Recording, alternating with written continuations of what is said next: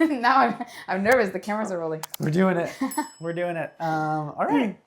Yeah, you had, just for audience, like you had had some questions. You had kind of like you've been wanting to have a chat for a while, so Yeah. I'm psyched to chat about it. My goal in this conversation is to have clarity on like what's the highest return on investment of time and money and energy towards that goal of being a lead actor. I just went to the premiere and I saw Carolina be the leading lady and just kill it so good. That's what I want. Like the idea of being on set, and I've had it in a small way, right? Being on set regularly, collaborating, creating.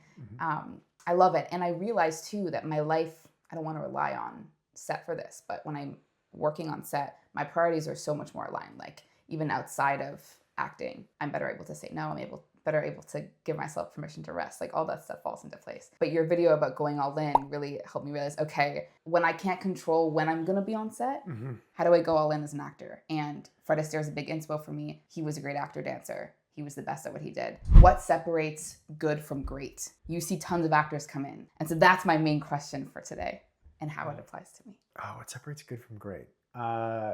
I would say, like, if I were to distill that down, because we're gonna have a longer conversation about it, but if I were to distill it down into like a soundbite answer that's like relatively general, it would be a good artist has learned the craft and is extremely technically proficient.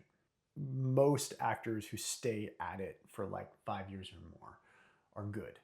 Like they're good at it. Same thing with dancers. Same thing with artists. A great actor is someone who has no friction between themselves and the work that they're doing, so that all of the parts of them are available as they navigate through the story and apply the skill set that they have technically to the process. Like, so that I think is the main difference. Availability of self, like true availability of self. And then technical understanding, like that does become like you could say that you were a good dancer after 5 years, but after 10, it's like your understanding of technique is like mind-bogglingly more elite. Yeah. And that is true of our stuff. But like, I think you can be a great and messy actor who's like working on like as a lead on a show without understanding what each lens does and how it frames you and all of that. Like ideally you want to learn that stuff because it makes your life and the lives of everyone on set so much easier. But it's really just like the barrier of self. And with actors specifically, it's like there are a million reasons and they are all insecurities for why we don't want to show up as who we are. Yeah, and I think as I transitioned from just a dancer mindset to then becoming an actor, I think the disconnect for me was, as a dancer, if I want to become a better dancer, I just go to the studio and I train more. Right. And I felt it's not exactly the same as an actor. Like, what does that look like? If as a dancer, it's to go and train more and to like just do drills and reps. What are the reps as an actor? I'm not a dancer, I'm not an elite dancer, but my partner is one, and she adjudicates a ton of dance competitions, and a lot of my clients do.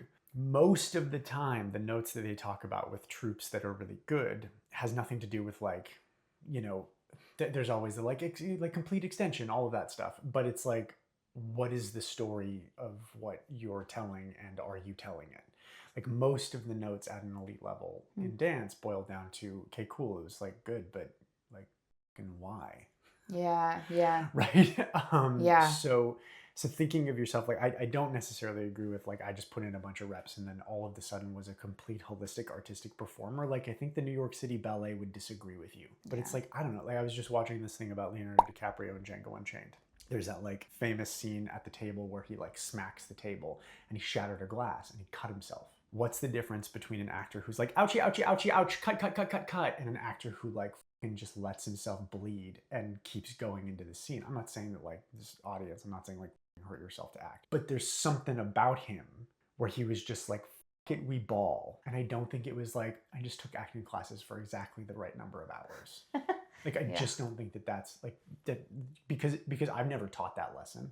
I've never been like, well, thank you for coming to when you cut yourself on set day and how to keep going. Like that class doesn't exist. And I remember, like, I try to remind myself of this sometimes. You're saying how if a doctor's finished medical school, they don't go back and try and learn more things. Like they finished medical school and now they're a doctor.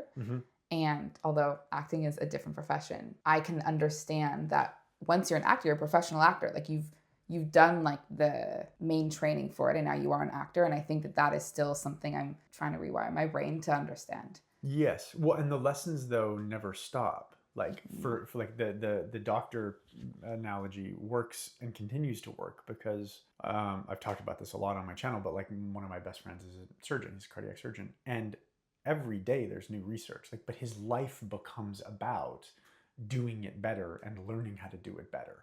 But he at no point in his day-to-day life is like, but am I a doctor? Like that's where it's like I am by no means a perfect actor. Depending on who you ask, I'm not even a good actor. Like, depending on who you ask, Daniel Day-Lewis isn't a good actor. Like, it's all subjective. Yeah. I don't have any friction inside myself anymore about like, am I or am I not a good actor? I'm like, am I or am I not doing the thing in front of me, right? Like, good and bad stop being a part of the narrative. Yeah. Because that is out of my control. That's for critics, right? Like, very famously, Roger Ebert, like, told the world that he thought that Jim Carrey was a hack, and then later apologized to Jim Carrey publicly in like the Chicago Tribune and was like, you were ahead of our time and I was wrong. So it's like none of that matters. Yeah. Good doesn't matter. What mattered there was Jim Carrey was like, I'm fucking Jim Carrey and I'm gonna do Jim Carrey and I'm gonna do it with everything that I have all the way to the bank. Yeah. Okay. Yeah. How else, do you have any other tips on like how to embody? Eventually, I think actors reach a point where if you don't start making changes in your life, you can't expect the changes to happen when the lights are on you and the camera is rolling and the stakes are really high. Like, it's just wild, right? Like it would be like never running and then being like 100-meter dash at the Olympics. Now I can do it. Yeah. Like, that doesn't make any sense. Yeah. So when was the last time you ate a meal and really worked to taste it? Maybe a few times in Europe. Right. When I like appreciate like I'm here and I'm like engaged like with the senses. Yeah. But it's not a daily thing. Right. When was the last time you went for a walk and didn't have headphones in? A week ago. Okay, cool. Yeah. Nice. I sometimes try and do that because you kind of feel elite when you're the only one around, not that it should be an ego thing, but kind of, yeah. No, that's valid. You're under 35. So the Toronto Symphony Orchestra has like a program where you can get tickets for like nothing. Like, it's really cheap. It's like $20. You can go to the TSO. Go and put yourself in sensory experiences. Yeah. Like putting yourself into a room where the sound is immaculate and all you're doing is listening to music play. That will put you into your senses. Like, this is a thing that I think a lot of acting training, like, I was never taught to do this. Like, theater school, nothing. Nobody was ever like, hey man, have you fucking lived your life? Like, not really. I've had teachers be like, yeah, you got to go live. Living and growing is a part of being an actor, of course, but like nobody was like, well, how? Yeah. What do you mean just go live? Because it's not about that. It's about that for everybody else. But everybody else doesn't have a job where a heightened understanding of the sensory experience of being alive is perhaps one of the most valuable currencies. So it's like it's not about going out and living a life like a civilian life. It's about going out and living a life where you're consciously trying to be more aware of, not in an observational capacity, but in like a beautiful enrichment capacity of what life is. I had a lot of teachers in theater school be like, yeah, like my mom died and I was at her funeral and there was a part of me that was just an observer being like, how am I going to use this later? And I'm like, for a long time I was like, great, I should do that.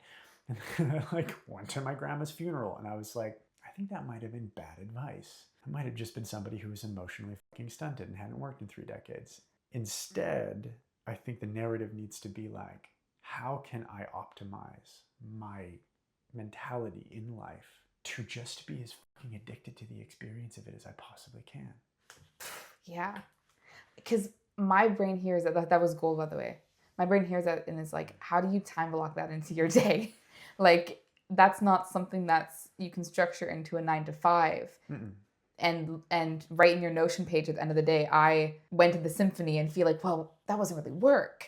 Or if, your friend who works in finance, like, well, what did you do today? I went to the symphony. Like, that's maybe the fear of judgment and other kind of layers that I need to work to remove. But Right, but you don't live a 9 to 5. yeah. Right? So like again, that would be like, how does a hockey player become a better baseball player? Like they fucking don't. So like waste of energy. Yeah. Like just an absolute misappropriation of mental resource to be like, how can this fit into the lives of people who don't live this way? It can't. Don't try. Okay. Like any more than you being like, I really want to understand in fixed rate mortgage swaps. Like why? Are you gonna fucking do anything with it? Like they're not walking around inventing financial rules being like, I really hope the actors understand this. Like what a waste of energy. Yeah, okay.